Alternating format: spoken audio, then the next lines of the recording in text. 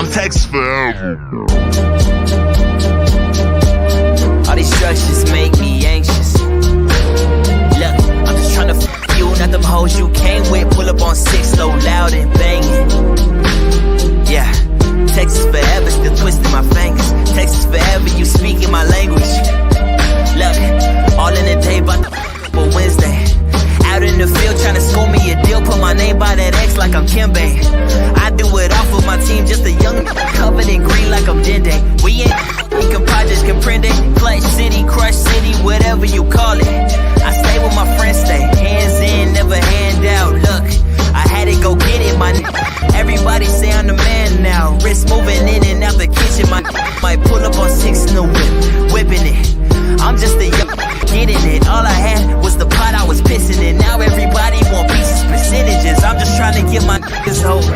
I did the work that these niggas won't. All this money, cash, cars, clothes, hoes, coming in fast, but I'm sipping slow. This is Texas forever.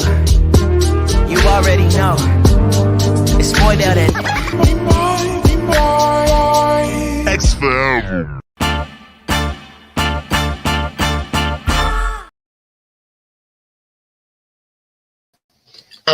Welcome into the H-Town Huddle, everybody. We are in week 4, believe it or not. It's just been flying by like that, just like that. But appreciate everybody for showing up and showing out once again. Week 4, 4th edition here of the H-Town Huddle. So we are doing it live. Appreciate everybody for showing up once again. Wednesday nights, 8:30 p.m. Central, talking Texans and all the fantasy implications to go along with it, plus answering some questions from the chat. So make sure you guys are checking out the sponsor, neonpeacockmerch.com, where you can get cool stuff like the Nico Frico t-shirt that I'm wearing right here, plus tons of other stuff. And yeah, so we're going to run down just briefly the debacle that was the Minnesota Vikings game, and we'll go over some of the things that the Texans probably need to fix or address this week in practice. We'll talk about the injury reports. We'll do some more fantasy implications, maybe the breakdown as far as how the wide receivers are doing, CJ Stroud and the offense, and then we'll get into the matchup with Jacksonville, and we'll call it a night. So before we do that, let's run the intro.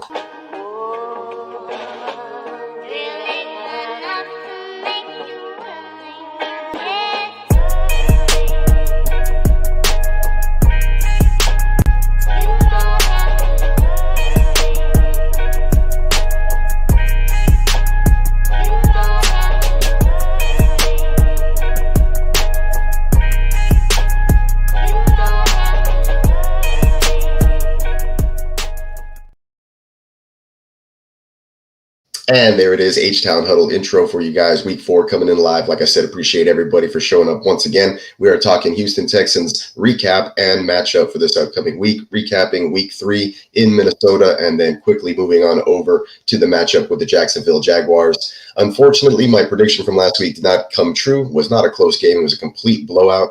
Texans landed in Minnesota but didn't get off the plane. First, Vikings deferred first drive for the Texans, ended in a turnover, deflected pass off the line of scrimmage by, I believe, Phillips, and then intercepted by a linebacker intended for Tank Dell, first read. Texans, the main issue here, guys, this is what happened. Texans offensive line played horrible from start to finish, just were not prepared, got their butts whipped. I think, after 14-0 and they were unable to muster a touchdown, I think the guys started packing it in, a lot of mental errors. But where does the blame go, right? That's the blame game. That's what we're going to talk about here in the early goings. But then after that, we'll see if we can decipher what the Texans can do, where the blame should lie, and then what the next course of action should be for this upcoming week. 2-1 isn't bad, though, right? And the Vikings are 3-0, unbelievably, right? So just like Bogart says, he refuses to believe Minnesota is the truth after they've taken down San Francisco and the Houston Texans. And the recipe for success there was, well, playing at home, but second of all, letting the defense do their thing, stopping the West Coast offense that has from that Shanahan tree.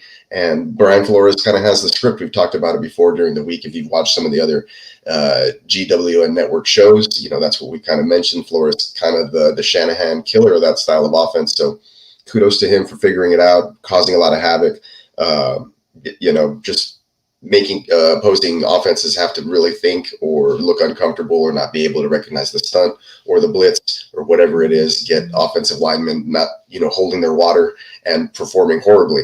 I don't believe that the defense is that atrocious or that nasty to where it could just totally discombobulate an offense. I think the Texans were not prepared for this. Maybe they didn't believe that the Minnesota Vikings were the truth either. I think that it was just a bad job getting the guys ready to go play on the road in a hostile environment that was very loud. So shout out to the Vikings fans for doing that. Shout out to Dennis, who thinks that we have some sort of conspiracy going on where we're not trying to give the Vikings any love. It's just very hard to believe that they're able to do this with the Sam Darnold-led offense, and he's looked so great. I think that the defense and the coaching staff has done everything, and everything has gone right in those scenarios for the Vikings, that it's just falling in line really nicely. The point differential for them is one of the greatest in the league just because of the defense, and they've been blowing people out in this way or that, but it's not like the way that the Buffalo Bills have been blowing people out, where they're just doing it completely with their offense and then still shutting people out. It's kind of the other way around, where the defense is setting up the offense for the Vikings, I think, and we saw that this past Sunday. Like I said, setting them up, they had like 25 yards to go to score their first touchdown. It still took them 7 plays to get there versus the Texans defense, who was put in a hole early on. And then after that, it's just hard to get things going. Drive after drive was being negated by, and this is the main problem for the Houston Texans this last week. It was the offensive line. Shout out to our wise man. Appreciate you for joining, showing some love in the chat. Appreciate you, man. Thanks for showing up. Same thing for our ear to the streets.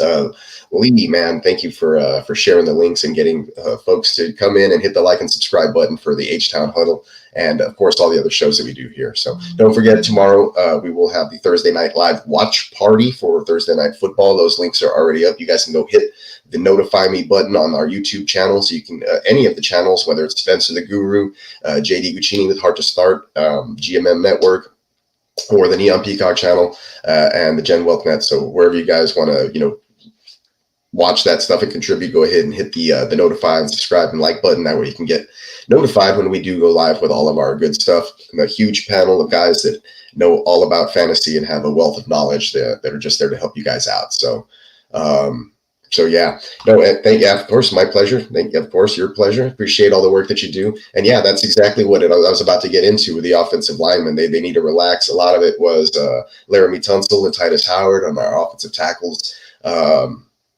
And then a bunch of like no name guys, like dudes that that are on my IDP, not necessarily no name, but you're not going to be starting interior linemen, just having killer games. Jonathan Bernard with a huge revenge game. He had 3 sacks, blew up Kate Stover. So some of the blame does also fall on Bobby Slowick with some of the play calls and the situations that he's putting in. Guys like, what you have Kate Stover, a rookie, blocking Jonathan Bernard, who's a Pro Bowler for you guys last year, probably felt disrespected. So, it's just tough.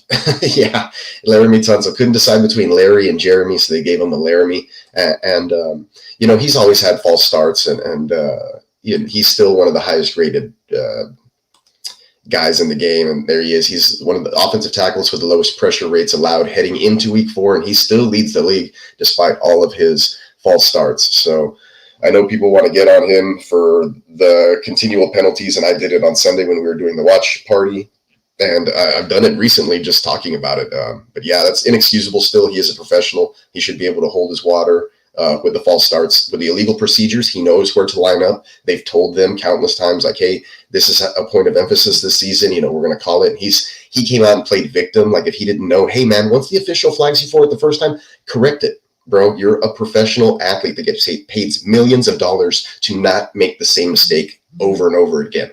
So the fact that you said that, hey, these weren't getting called the first 2 weeks, you're just drawing attention to yourself now, saying that, yeah, you've been cheating, or not necessarily cheating, but lining up incorrectly for these first 2 weeks. And that's it. So it should be okay for you to do it in week 3 versus the Vikings. No, clean that shit up. As soon as they call it, correct that issue and don't be having that happen again. And Titus Howard did the same thing post-game pressers. These guys just threw out excuses saying like, Laramie said that he's like, they called my number, so I'll take the blame, but it needs to be like more communication or something like that. Hey, bro, the fucking cadence, right? So what other communication do you need? When they break the huddle, they'll say on 1, on 2, on color, on sound, whatever, break. When they say that, that's the fucking communication. So don't be making excuses. You're a grown-ass man. don't be making excuses. Get your shit together. You're the highest paid offensive lineman in the room, in the league almost. So just get it together and set a good example. All right. And do the same thing for Titus on the other side, who's following in your lead and getting called for illegal procedure penalties also, because he's thinking it's okay to get away with it because they got away with it in week 1 and 2. All right. And then Laramie comes out saying that the league's trying to make an example out of him. Bro, nobody's like going through their, whatever, like, oh, Laramie Tunsil's like, we need to make us an example out of this guy because he's whatever. Like, they don't have it out for you, bro. Just do your job, do it correctly. The league said in the preseason, offseason, when they said that there was going to be a point of emphasis, they're going to throw the flag on this. So fix it. That's all I have to say about Laramie Tunsil, piece of shit. But despite all that, still allowing very low pressures. What I can't say for Titus Howard on the other side. Titus Howard, his Twitter handle has been recently deleted. I follow him on Twitter. He talks a whole bunch of stuff. He's always playing video games and trying to get free tickets. And I think he tweeted out saying, like, I didn't get beat. Show me where I got beat. And then a bunch of fans put film in there where he was getting his ass beat, basically, and CJ Stroud was running for his life within like a second of the ball being snapped. So his Twitter is gone, and it's probably for the better. Maybe you can focus on football and blocking the guy in front of you. All right. That being said, let's try to take away some positives. From, well, before that, now, so the offensive line, a lot of pressure in CJ's face this week and last week as well with the Bears. They did a better job last week, obviously, but no help from any of these guys right here. Laramie Tunsil played like crap. Juice Scruggs coming back from the injury, probably a little bit, out of it. He had some limited practices, barely getting back into it. Shaq Mason's old as dirt, couldn't really move around too well. Kenyon Green, we're hoping for that bounce back season, but the interior line didn't have much help. And like I said, Titus Howard and Laramie Tunsil played horrifically. Laramie Tunsil had six illegal procedures and false starts combined. So 3 and 3. He had 3 false starts and 3 illegal procedures. One of them was declined because, hey, it was going to lead to a 4th down anyway, so they didn't count it. So 5 on the record, but he had 6. 3 of those were not in the same quarter or not the same drive. No, he had 3 of them back to back to back, which is inexcusable and ridiculous. So I think I'm done shitting on the offensive line for a little bit, but right before I finish that, here goes back to the pre-step. D'Amico says, hey, they've been addressed here at practice. I don't see how. Today was like the first day of practice, right? But they had a great day of work and we fixed it, I suppose. So now they're going to say, hey, Laramie, the snap count is this when they break the huddle, right? And line up right here and somebody's going to tell them where to put his feet or something. So apparently it's fixed. Thank you, Cody Stutes, for tweeting that out on Twitter. But, oh, man, the offensive line played horribly, right? And when you have that kind of pressure in your face all day, even the great C.J. Stroud is going to struggle and have trouble finding some receivers. There's a play I'll show you here in a while where he was still able to beat like a zero blitz coverage, and he picked up an 18-yard play to Tank Dell and just like an absolute awesome blitz beater that was negated by a Laramie Tunsil false start or something of that nature. And that was twice in drives on 3rd and 10 where CJ, or 3rd and 10 and longer, where CJ was able to pick it up, and then the play didn't count and they had to punt. So it just completely killed the drive. Could have been 14-7, could have been 14-14 at some point had they scored on one of those other drives. So completely just killed the drive, negated Nico Collins' big plays, negated Tank Dell big plays that could have helped their fantasy days even further along. So really shitty offensive line play, just horrible. I blame, if you're going to dish out percentages, I'd say 70% offensive line fault, 20% Bobby Slowick, and 10% D'Amico Ryans and CJ Stroud probably on the rest of it, right? Just not getting the guys prepared or being able to rally them or actually like do something great despite this horrible offensive line play and game plan, I guess, once they were behind. They were inability to run the football or do anything. And I know Joe Mixon was out, but Cam Akers, still did his best versus a very stout run defense that was just there to shut them down because they were trailing, and you knew the Texans had to throw the ball almost every play. So he was still able to sneak into the end zone. But yeah, these guys need to do better. Howard needs to do better. Tunsil needs to do better. 3 false starts in a row. Yeah, it's crazy, man. So inexcusable, unprofessional. And then the fact that he didn't like own it in the post game press conferences and stuff like that, saying like everybody needs to be held accountable and blah blah blah. And I got away with it in week 1 and 2. Bullshit. Like, just fix it, guys. Get it together. It's just kind of just ridiculous. A shout out to Irish Boy 3891. Positive. Yeah, we're staying positive though. 2-1. We're still feeling all right. How about Garrett Wilson this week? Thoughts? Yeah. Also, what are we doing with Mixon and Akers? So Mixon, I'll get to the injury report here in a second, but just my thoughts on Garrett Wilson right now. Garrett Wilson is probably, you were taking that chance on him that, Aaron Rodgers would be the difference that catapults him from that wide receiver 30-ish range into that top echelon wide receiver that we were all drafting him at because of that hope, right? Now that he has a signal caller who can get him the football. We did see Aaron Rodgers deliver the football and dish it out very well this last primetime game. It just wasn't necessarily to Garrett Wilson all the time. And that's what you're going to get when you have an alpha who's the one on a team. He's going to get the lockdown corner. He's going to get shadowed. And that's what you see a lot of the league doing nowadays. They're putting their best guy on the best wide receiver. And a lot of times too, they're beefing up that secondary and getting a good, number 2 guy or covered second coverage guy to really strengthen up and shut down passing offenses. So I think you've seen that this fantasy season with the lower scoring, less passing touchdowns, a lot of these running backs really taken off, a little bit more of a reverting back to like a 3-down back skill set you've seen in a lot of these teams as well. So, my thoughts are it's probably still the same. He has a quarterback upgrade. So if you believe in Aaron Rodgers, and Garrett Wilson getting on the same page and figuring it out to where, it doesn't matter and they can just beat those coverages all the time, then I think that it's still very positive. But if you do own Garrett Wilson, you can probably sell high off of the touchdown right now and be looking to get somebody who's more consistent, in my opinion, because we've seen Aaron Rodgers kind of gravitate to guys like Allen Lazard on 3 plays, and those are the big touchdown plays, and that's what matters for fantasy. So even if, Garrett Wilson's getting peppered with little things or a forced touchdown in here, it's not necessarily helping for fantasy purposes. So if you can get out from underneath him right now, I wouldn't be mad at it.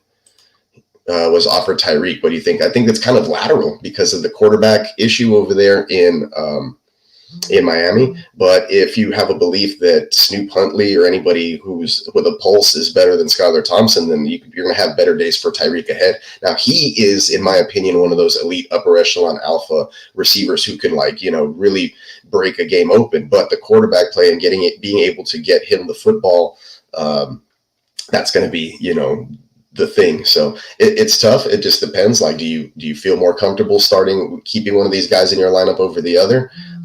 Personally, I'd probably still stay just because of the situation. I know it sounds crazy, right? But Garrett Wilson is healthy. Aaron Rodgers is healthy. You're hoping they can figure it out. Tyreek, even though he's a burner and a superstar, we just got to see what's happening with that quarterback situation and hope that either Tua gets back or we get a Tua type level of play from whoever they have back there. Throwing the football to these guys. I'm totally trying to get out and away from guys like Jalen Waddle, who's now dropped down to like wide receiver 4 territory, what's going to be for at least probably another month. So if you can live with Tyreek for about a month, then I would probably stay. But if you really need the help and you think that, Garrett Wilson is a better play, then that's what I would do. But yeah, I'd probably be okay with just staying with Garrett Wilson at this point, to be honest. I don't want to take on a headache of, shoot, now I don't even really want to have to start Tyreek Hill because Snoop Huntley and their Miami's so horrible or whatever it is. So it's really tough with the Tua injury. I think that whoever is back there will be better than Skylar Thompson. There's probably going to be some better days ahead, but maybe just wait a week and see how that looks still before you make any moves. I'd probably just hold on to Garrett Wilson. Saw Garrett Wilson being traded in a few places this week, yeah.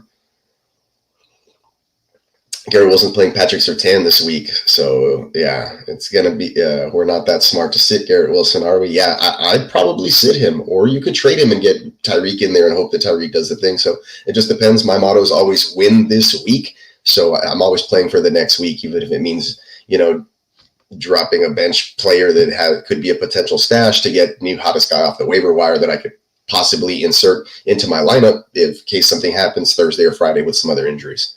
So it does happen that way. I hate that I have Tyreek Hill everywhere. Man, me too, man. Me too. I traded him away in a dynasty last year along with Tua, and I brought Josh Allen back and some picks, so it worked out. I brought back Garrett Wilson, not to Garrett Wilson. I brought back Terry McLaurin and Christian Kirk with that trade. So it's I think I made out pretty well. And then I had some questions at the beginning of the season, and then McLaurin and Kirk kind of bounced back last week. So now it's just so weird. Last question here. Full thoughts on Jennings this week. Have him in the lineup over Waddle? Yeah, I would definitely do that if you have Waddle. Waddle, like I said, he's probably like a wide receiver 4 to me. So with Kittle on the mend, possibly coming back, Debo's probably still going to be out. I think he's out this week. So Jawan Jennings is going to be there. He had a great game last week. Brock Purdy loves him. And then with Ayuk still trying to find his way through like the $30 million offers to like playing good football, I think Jawan Jennings is a great play, especially over Jalen Waddle, like I just mentioned, because of what we talked about with the quarterback situation in Miami, which is putrid. So, yeah. And then Bogart agrees there. He's like, yes, win now, somehow, some way, all day, every day. Yeah, I'd rather have, what is it? I forget, something about 2 in the hand and 1 in the bush or something like that. Hey-oh, pause.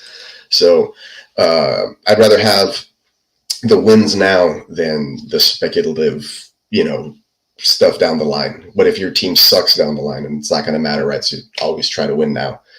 Steamboat, hey, appreciate you, Steamboat. Did Stroud set the bar too high? No, I think it's not necessarily like a sophomore slump or anything. We've had 2 great defenses that they face back-to-back weeks in a row, and it takes a while for these offenses to kind of figure it out and get things going. He's not a mobile quarterback who kind of gets to create a lot outside of the pocket like a Josh Allen does, who's a number 1 quarterback in fantasy, or a Jaden Daniels, who's a number 2 quarterback in fantasy. He's a pocket passer, and so you're going to have these ebbs and flows and these spurts, right? And CJ Stroud has said it himself. You go back to last year when he was in the MVP conversation, he's like, one week they're going to love me and the next week they're not. So it's, there's a lot of parity in the NFL from week to week. And you just got to be ready. Like they say, any given Sunday, anybody can just show up and have a really good game or just be on. And once they're on, there's no beating them. And I've seen it. We felt it. Like I've played flag football for 20 plus years. And I know my squad and my guys, and we've always had that mentality in the back of our head. Like, hey, if we show up today and we're just feeling it, like nobody's going to beat us. We can go 3-4 games deep and we're just going to win them all. And then we've had times where like we're playing well and the other team's playing well too. And it's just back and forth. And then we've had times where we show up and we just completely lay an egg and there's nothing that we can do and nothing ever goes right. And I think that's pretty much what happened for Stroud and company last week versus a good defense. So sometimes they just got your number. Texans have never, ever in the history of the organization beaten Minnesota. So there's just a lot of history of things like they kind of go that way. I know when I've played teams that were really good in flag football, that we had that in the back of our head. It just happened. We could never beat them or get over the hump unless it was one of those days where, hey, man, everybody's on. And then shoot, we're like, hey, man, we beat the champs from last year and the champs from 2 years ago. Right now, we're feeling great. So it just depends. You got to get on a roll. You got to play good football. You got to stack good, good days and weeks and practices on top of each other. So you got to be also quick to forget about this stuff, learn from it, right? But forget about it, turn the page and focus on the next task at hand, which would be the Jacksonville Jaguars, right? So, and here's some more news from around the league. Cooper Kupp ankled, no longer in a cast, which is good. He's doing some light drills at the side. He was doing light drills on the side today at practice. Awesome. Yeah, I hate history like that. It's just stuff that's, I think at even times the players might not even be aware of too much, but subconsciously it kind of plays an issue or it starts being brought up in the media, or sometimes you just can't beat history. It's just a thing. So unfortunate, but it is what it is. And like I said, 2-1, being 2-1 is not the end of the world. Losing, CJ Stroud even said himself, losing last week is not the end of the world. He's glad it happened to him now. And they just got to remind themselves what kind of squad they have, who they are, the confidence that they have in each other. And then, the same thing needs to go along with Slowick, and he needs to get that going too. So there's been a lot of criticisms about Bobby Slowick and the play calling, putting guys in situations, pulling tackles to come across the field and try to pick up blitzes and things that just, if somebody doesn't replace it, all looks bad. So everybody needs to be dialed in. They need to refocus. The task at hand here is putting their foot down on the throats of the Jacksonville Jaguars, extending that divisional lead that they have right now. They have a couple of full games up on everybody. If they drop this game to an 0-3 Jacksonville Jaguars that are super desperate, probably going to throw the book at them to try to win this one, then they're only a game behind Houston. And that you starting 2-0 and everybody else starting 0-2, you just throw it out the window. You completely erase that. So it's a huge, important game for the Texans this week. Yeah, I was going to talk about that. And NRG Stadium is fully repaired. They've replaced the panels, but they haven't decided yet whether the roof is going to be open this Sunday afternoon or not. Should be in like the mid 80s and nice and sunny. I think I had a nice picture of it here. Here we go. So the panels on the NRG Stadium have been fixed after weeks of work. That's the expected timeline. The Texans haven't decided whether the roof will be open for Sunday's game versus the Jaguars. Temperatures are expected to be a high of 89. And, Jacksonville's another sunny state team, so I don't anticipate them having to open the roof for this one. They'll probably just keep it nice and controlled for this particular matchup. Yo, what's going on, Johnny Middens? Houston in your suicide pool this week. Oh, shit. Okay, all right. Well, hopefully they don't fuck it up for you. I'll go over the injury report here in a bit because we're drawing near to that right now. Jacksonville fan base is rooting for y'all. They drop another one, yeah. They're going to start considering firing their coaching staff one by one. Yeah, that's true. I think if the Texans do win this game this week, we will see a Doug Peterson firing probably before week 5 happens. And typically when that happens, I'm just glad that Jacksonville hasn't done it as early as week 3, because typically right after that happens, team goes out, plays for the new coach or whatever, and ends up getting the dub or playing really hard and getting close to getting the dub. So hopefully the Texans will end the Doug Peterson era this coming Sunday. We talked about that. The Texans can rebound and shut down T-Law this week. He's still a really good quarterback. He's a big physical guy, likes to run. Texans have had trouble with mobile quarterbacks in the past, but this is a get-right type of game, bounce-back type game. So hopefully they're preparing and they're locked in this week and ready to rock and roll with the task, that's coming up with the Jacksonville Jaguars. Here's the schedule. So we are in week 4. It's going to be Jacksonville at home, wearing the Navy uniforms with the red trim. Hopefully they don't look past any opponents and they're just focused and dialed in. This last game here would mark probably the last easy game on this schedule, this 4-week schedule, and this is probably the easiest stretch for the Texans. So if they could come out of here 3-1 in this easy portion of the schedule, it'd be really good, because then they're facing the likes of Buffalo, then New England on the road, who historically we've had issues with, then Green Bay in Green Bay, and then the Colts at home again for over the next four games. And then you start off another big stretch versus the Jets, Lions, Dolphins. So a pivotal and important game, nonetheless, must win for both teams, I would dare say. I know that everybody's thinking it's more important for the Jacksonville Jaguars, but this would be a huge loss for the Texans if they do not pull it off. So we'd also like to see them win in deciding fashion in the way they got beat last week, just to quiet the crowd noise and the outside noise and feel good about the 5-headed monster that has yet to rear its ugly head since week 1, really. So we'll see what happens there. So let's get into some injury news updates. I guess I'll go one by one into some of these more important ones, and then I'll bring up the full list. But this is the most important one. Tank Dell is not expected to be ready for this Sunday, so please make your arrangements, move him out of your lineup. Doesn't look like this is going to be happening. He had an injury, dealt with bruised ribs, messed up wrist and hand area. I think he took a shot towards the end of the game, and they showed him momentarily like writhing in pain on the bench at one point. So it looks like he's still dealing with this, and it doesn't look likely that he will be playing. We'll probably see an uptick in slot role or whatever it may be, because they do move him around a lot from guys like Xavier Hutchinson, John Mechie, and Robert Woods. That's sad, because where is it? I didn't upload it. That's sad because the wide receiver metrics. Oh man, I didn't save it. I guess not. Anyways, the wide receiver usage, yeah, I thought I had saved it. But anyways, wide receiver usage for the Texans, they were second in the league behind the San Francisco 49ers. A big Tank Dell game was incoming. He also had a couple of catches negated in this one as well, but finished with 89 or so yards on 6 receptions or something like that. But he had a decent game this time around. Like I said before, and it's been happening the last couple of weeks, just not connecting with Stroud, and it just wasn't a great game. But on the bright side, the highest rated wide receiver versus single coverage this season, Nico Collins with a 93.7. The guy is just an absolute stud, and he keeps on studying. I don't know if that's a a word, but he also leads the entire NFL, I believe, in receiving yards still. No, I have that one. I'm just looking to see. I thought I had saved some stuff, but it must have been at work and it didn't get uploaded or something, but no problem. It is what it is. Let's see. All right. What's up, Johnny? In a deep roster best ball guillotine, which of these three receivers would you grab off waivers? Hit me with them, bro. Hit me with them.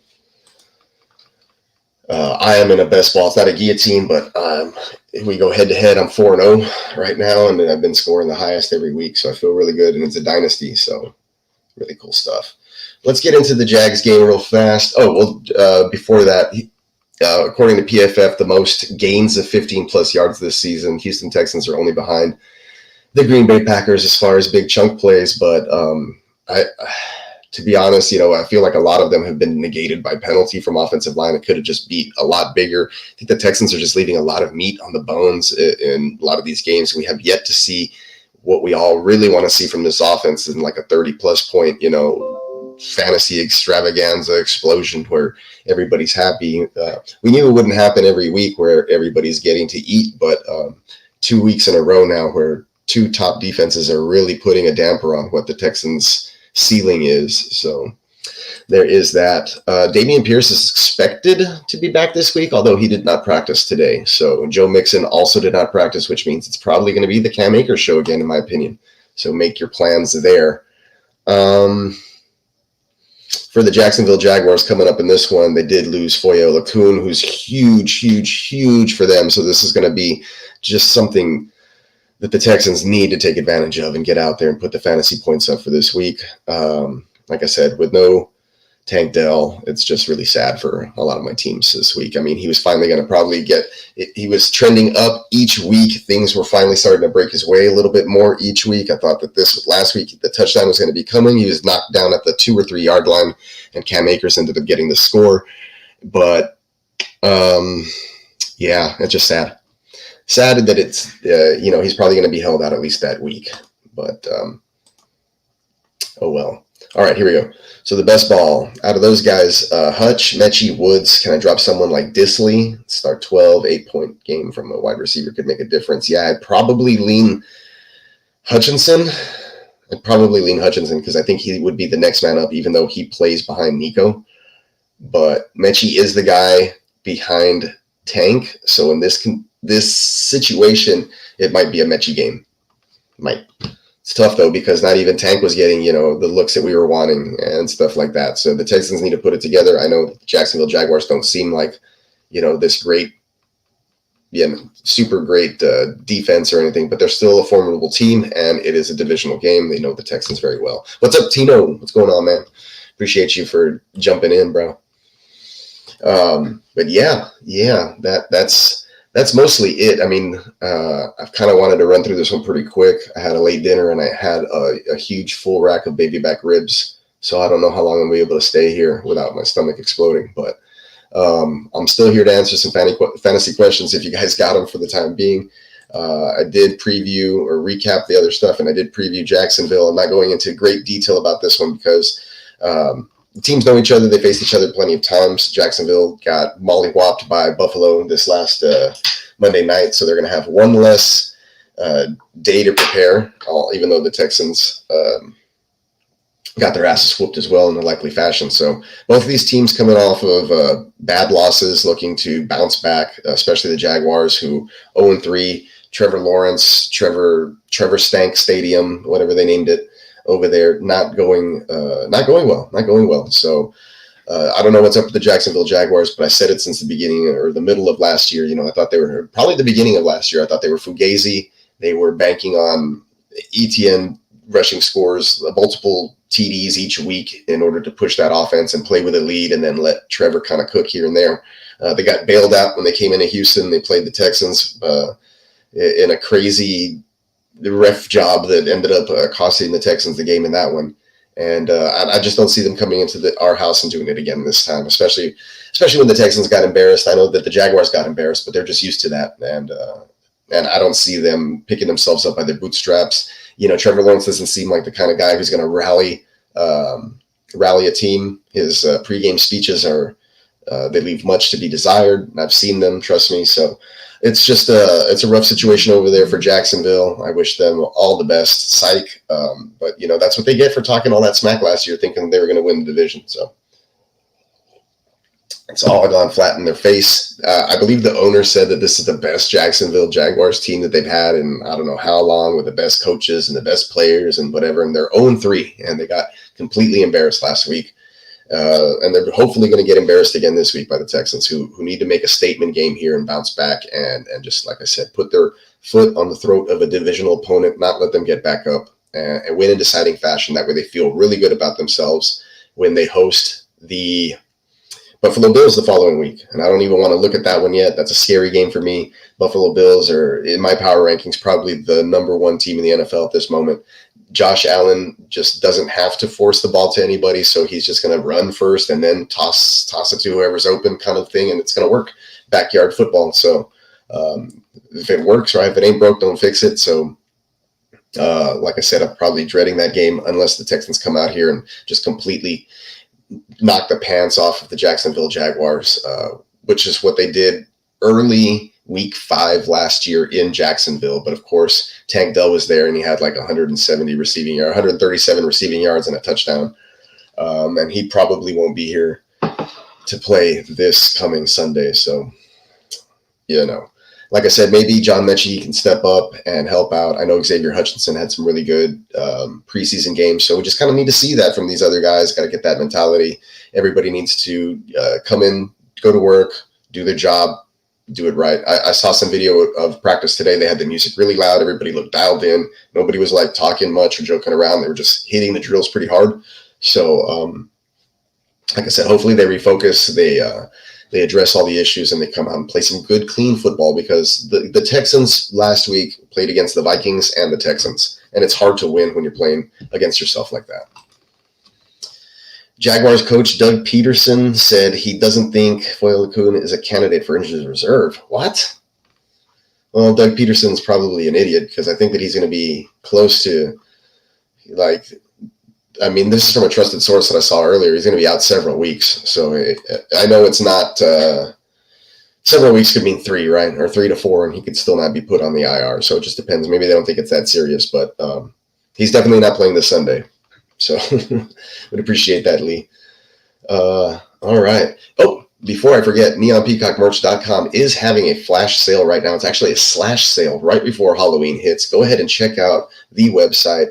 $13 t-shirts, regular and classic styles, all colors. I added a new Christian McCaff strain design to the website today. Please go check that out, neonpeacockmerch.com. I'll go ahead and run the promo video, and I keep forgetting to add it to this brand, but we'll do it off of the GWN, and we'll play the promo video. Guys, please go check that out. Do me a solid. Check out some of the t-shirts and other things that I got on there. And if you have any designs that you would like to see on the website, get at me and I'll do my best to get it up there for you as well. Check it out.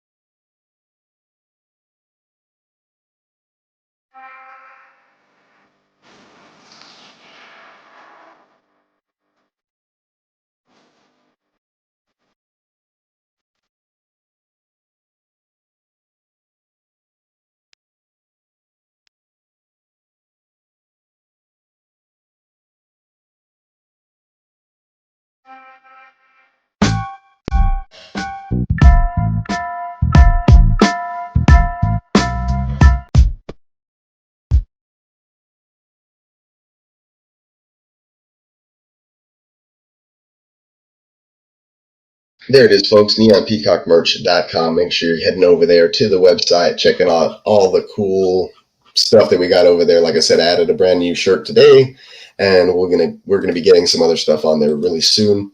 So, like I said, head on over there, check it out. Do have a special going on until day after tomorrow. So the special does end this Friday. $13 t-shirts. Go ahead and grab those, put them in your cart, head on over to the website, and browse around, do a little perusing, do some online shopping, some window shopping. And if you like something, you add it to the cart, and eventually you'd be like, it's only $13.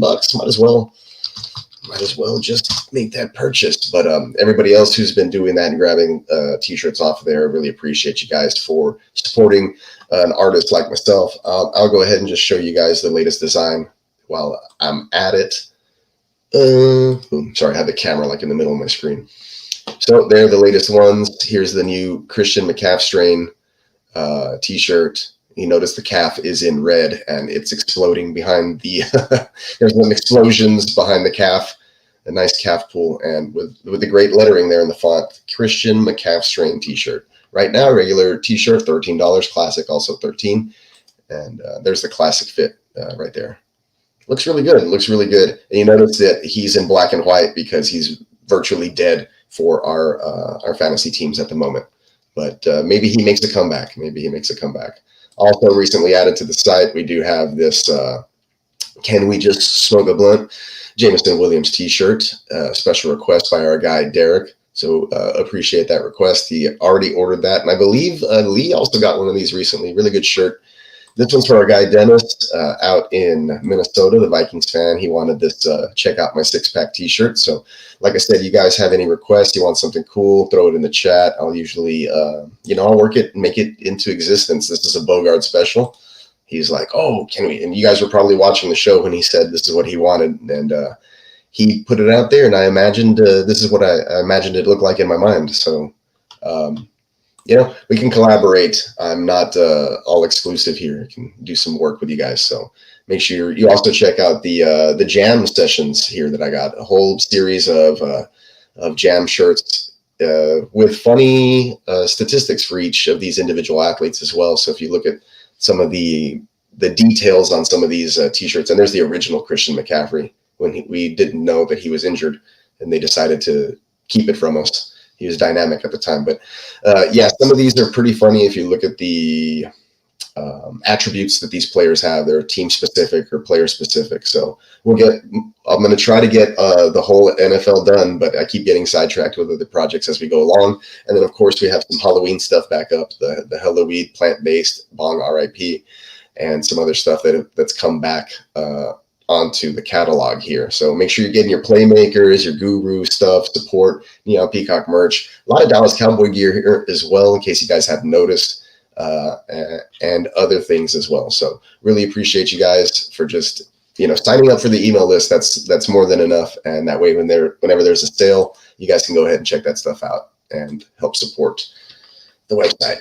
There it is. All right. Let's see if we got any more questions.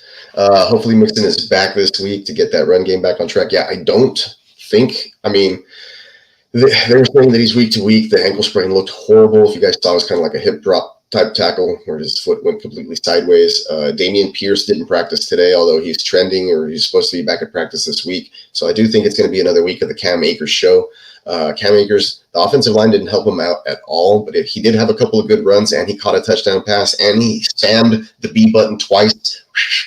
Hit the old hop spins, as I used to call it, when DeAndre did I think he did like 3 or 4 spin moves versus the Cowboys to seal that game. But anyways, Cam Akers hit the hop spins and did 2 awesome spin moves to evade some tacklers. But that was all him, no help from the offensive line.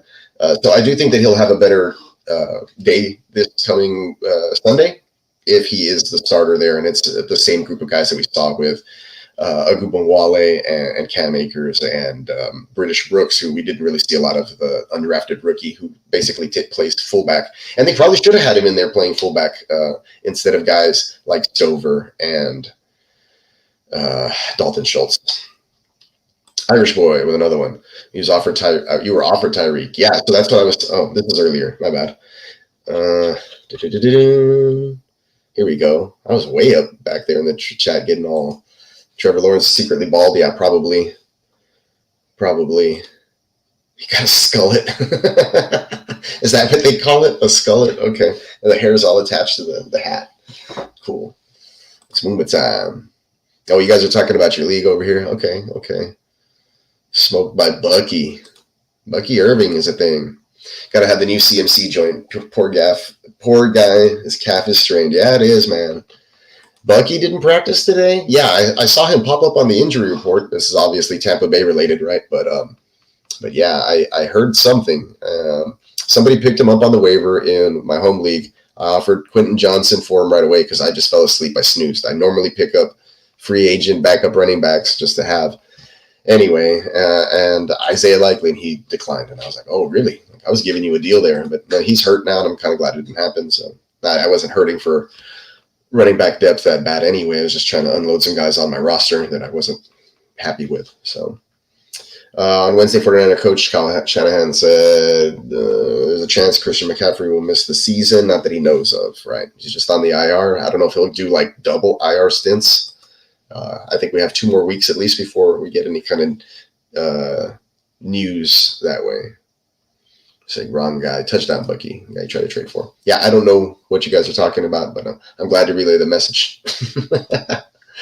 So, yeah, the guys that we did see a little bit of, it was kind of late in the game, but it happened that each one of these guys did end up getting in there and making some noise, although Danielle Hunter got a roughing the passer penalty that ended up hurting Sam Darnold's knee, and that's why he's been questionable this week. Not a great revenge game for him. Panthers running back Jonathan Brooks is in the final stages of returning. I've heard this one from Canales. We'll see. It always takes a while for these guys to kind of ramp up to speed as well. And Chuba Hubbard's been playing pretty good with the new quarterback change as well. He had a really great week this last week, so we will see what happens. Hey, Carl, what's up, man? Appreciate you. Should you take the Minnesota or Green Bay kicker? I like to stack the kicker that I have with the defense a lot of times, if possible. But I would probably take the kicker of the team that you think the defense is going to play better. I'd probably go the Minnesota kicker, I guess. I don't play in a lot of kicker leagues. I have one, and I'm just like, I have the San Francisco kicker, and it's all that matters. All right.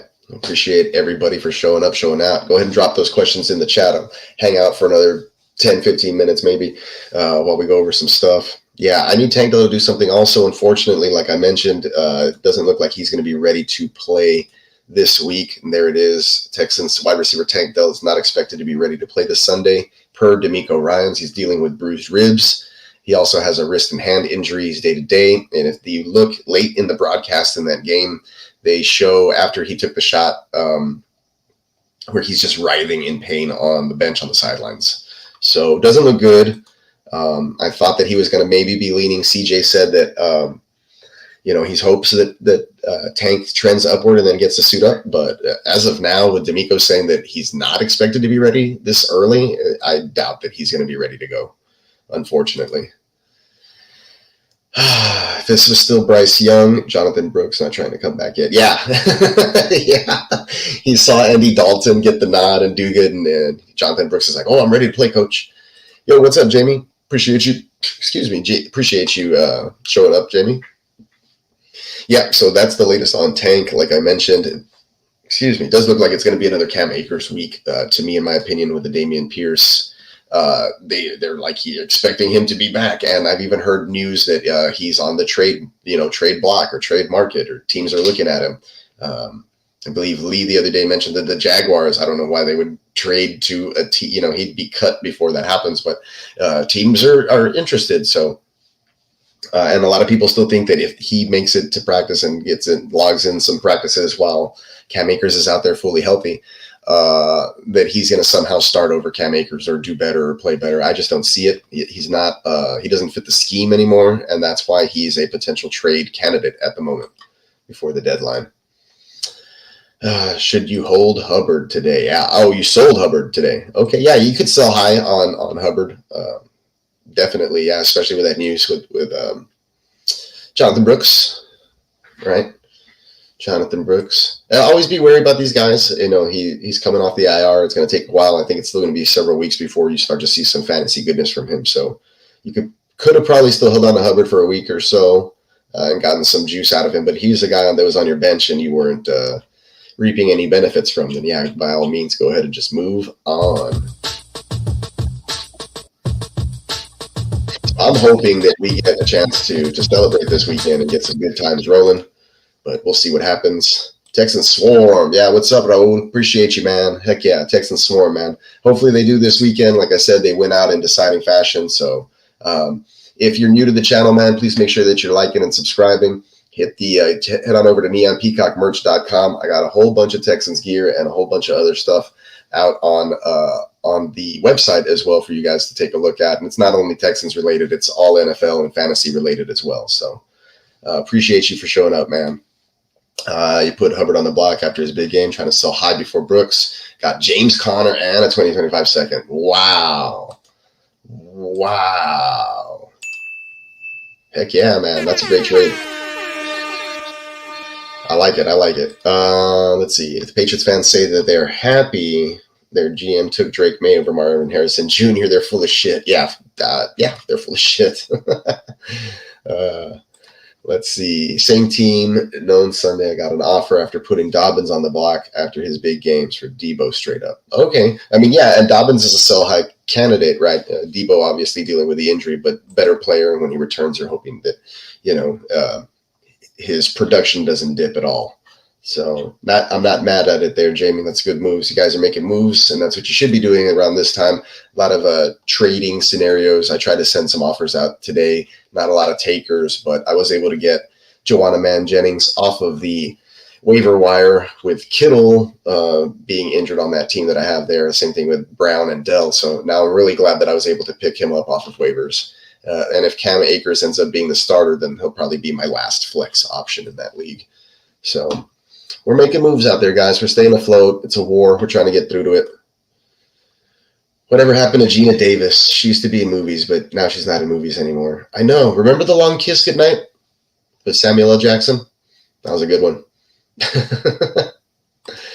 She's like an action star.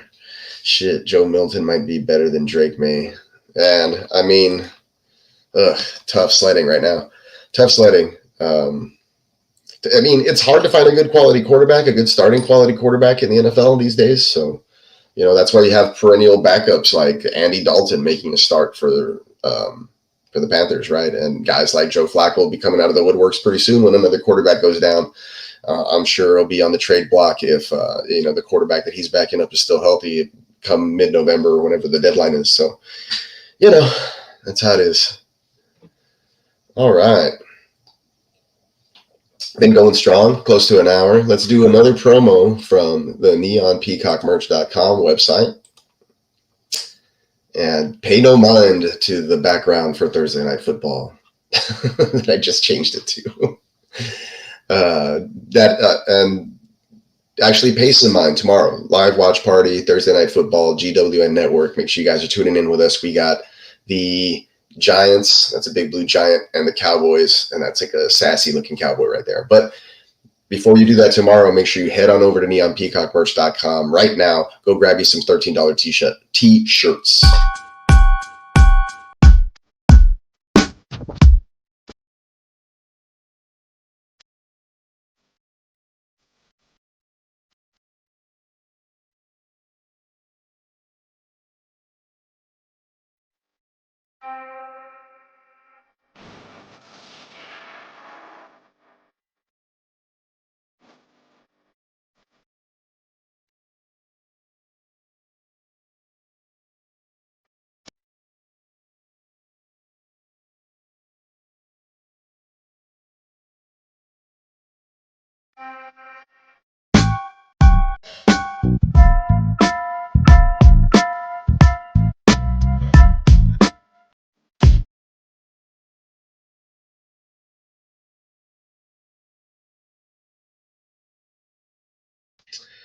That was a message from our sponsor, neonpeacockmerch.com.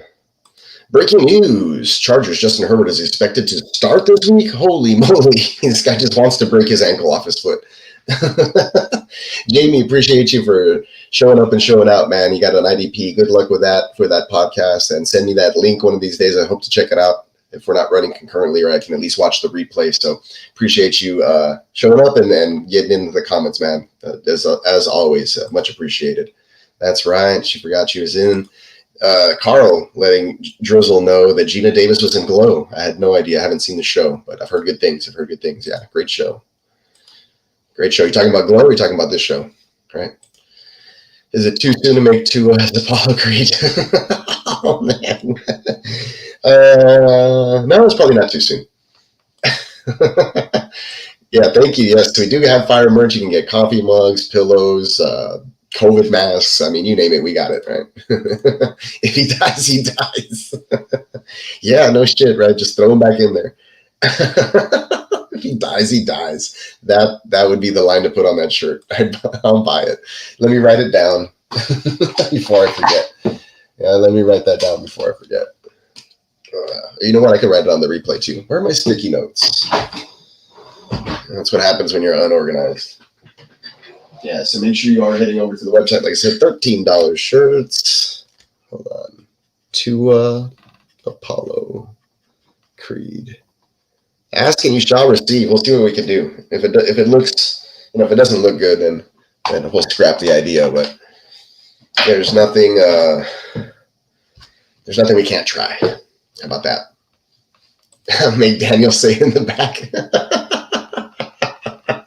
Yeah, that is funny. And Mike Daniels cartoonized just already looks hilarious because he just looks funny to begin with. The pic with the American flag with Apollo Creed. Yeah, that's the one. We'll just swap Tua's face in there. Carl says, I was in a $600 auction draft and focused too much on wide receivers and running backs. Only got one QB and a 2 QB 12-teamer, but the joke's on them because guess who has 11 fingers and spent $100 fab on Andy Dalton and Hundley. There you go. That's what's up. I mean, when things get ugly, you got to pick those guys up and hope for the best. And sometimes it works out. I mean, look at Malik Willis. So, yeah, write that down. Daniels has Adrian. Yes, man. There's so many things that can be done with this. I like where you guys are going. I like it. Daniels is Ivan Drago. If he dies, he dies. No, he's got to be Adrian. He's like he almost kissed Tua. So, is Andy Dalton this year's Joe Flacco? After one game, it's hard to say. It's hard to tell right now after one game. But I mean, he made it work with Dave. The thing with this is Dave Canales, right? If Dave Canales can do that with Baker Mayfield last year, can he do it with Andy Dalton this year? Canales has already shown that he has the balls to sit the number one pick and go with the quarterback that's going to give him a better chance to win. And when they did. Now, typically, when there's like a benching or a firing or something crazy like that, there's a big change. The team goes out and plays hard and kicks ass. So we'll see what happens this week. But if Andy Dalton can maintain, 75% of what he did this last week, let's say like 220 and a touchdown and no picks or something, then yeah, I mean, why not? Why can't he be this year's Joe Flacco? And I think Joe Flacco is still this year's Joe Flacco. They just need to let him play football. But yeah, there you go. Johnny reading my mind. I hope Flacco is this year's Flacco. Yeah, me too, man. Johnny Canales, hey, take it away, Johnny. No, Dave Canales, the coach for the Panthers. Take it away, Johnny. Tino knows that show, I'm sure. The Andy Dalton revenge narrative. He's on the revenge tour. Yeah. The Bengals this week. And then if he stays on the job, he'll play the Cowboys and Bears eventually. I totally forgot he played with the Cowboys. Is Dave Canales related to Andy? Andy Canales. Whoops, that's another Canales. Is Dave Canales related to Johnny Canales? I don't know. Probably not. Take it away, Johnny. You know what? We need that drop. That's a good drop, man. Even if I'm the only one who gets it, right? Take it away, Johnny. Johnny Canales. Rest in peace. Rest in peace, Johnny Canales. They are related, I swear to God. Tino hitting us with some facts here. Johnny is a multi-talented homie, bro. Host, musician, actor, heck yeah. Let's see. Rocky can be crying with a syringe stuck in his arm and blood dripping all over Adrian's face. Damn, bro. Okay, we can't put that on a t-shirt. Yeah, we're definitely doing a Johnny Canales drop, though. Take it away. That's really good because that's a great transition to like anytime we do anything. So really good stuff. Or when a defense gets a turnover, right? That's Actually, that's hilarious for when a defense gets a turnover. I'll write that down. Oh, man. Let's see. If I can find some Johnny Canales clip art, you bet there's a shirt coming. All right. Pause. All right, guys, we made it to the hour mark. Like I said, I didn't want to delve over the pain and hurt that was the loss in Minnesota last week. Not much to take away from it other than the offensive line played horrendous. The offense couldn't get much going because they were in trail mode, couldn't get the run game going. There were some silver linings. Like I said, Nico had about 80-some yards, could have had a 100-plus yard game with those catches that weren't negated. Diggs, because of game plan and garbage time, ended up becoming the leading receiver and had 10 receptions on 12 targets. And then Tank finally, picked up the yardage, did pretty well, still had some sideline misconnection with CJ. The first pass that was deflected and intercepted was intended for him, and he had some wide open space behind him as that linebacker was trying to come over and cover him because he was open. Defensive lineman just got his hands up, and that goes back to bad offensive line play. But like I said, you get the ugly loss out of the way. It wasn't a divisional game. It was an entirely different conference. CJ Stroud, we know, is bad versus top-notch defenses on the road. It's just the thing that he's done, going all the way back to when he got concussed last year versus the Jets on the road. So, home versus a bad team, I'm expecting big things. That's why I thought it was going to be a great Tank week. But with the injury stuff going on, just expect to keep plugging in Diggs and Nico. Start your Cam Akers most likely. I wouldn't worry about Dameon Pierce, guys. And that'll do it. That'll wrap it up. Appreciate everybody. Like I said, head on over to me on peacockmerch.com. We got 2 more days left on the sale. Pick up $13 t-shirts. And just appreciate the support. Make sure you guys are checking out GWN. Tomorrow we got the watch party. Friday we have Wake Your Game Up. Sunday we're doing the Grit Don't Quit, where we're live streaming all day. First several hours are start-sit questions. Then we go right into the watch parties for football. Then we have Sunday night, and then we do Monday night, and then we do it all over again in week 5. So make sure that you guys are checking all of that stuff out. Bakes, make sure you check out the replay. My brother, I just came back from dinner, had a long day, tired as hell, but it is what it is. I swear to God, the Texans get to the Super Bowl. It won't be Minnesota on the other end. Yeah, the Cinderella story has to end at some point for them. Everything's just been going right. So we'll see what happens when their back's up against the wall and they're maybe trailing in a game at one point or whatever. Should be a good matchup with Green Bay this week, but we'll see. Their defense is pretty legit, like Tino says. So if their defense can keep stacking up a lead for them to play with, then I don't see a lot of teams coming back on that defense to try to make it a game. So it is what it is. It makes sense because in Miami, people do lots of drugs. Yeah, no, I get it. I totally get it. I hate them. Yeah, I hate them because they beat us both. Yeah, I know. Let's move past it, though. We don't have to face them anymore. They could be their own demise, or they could make it to the Super Bowl, whatever. But we'll let that play out on that side, unless you guys meet them in the playoffs again, right? So, but with that being said, guys, I appreciate everybody here. I'm going to sign off for the evening. We will be back next week, hopefully talking about a 3-1 Texans team and a Bills matchup on the horizon, revenge game for Stephon Diggs and whatnot. So appreciate everybody once again. Make sure you're heading out over to the website to look at all the cool stuff that I got over there. Love y'all. Peace. On to week 4.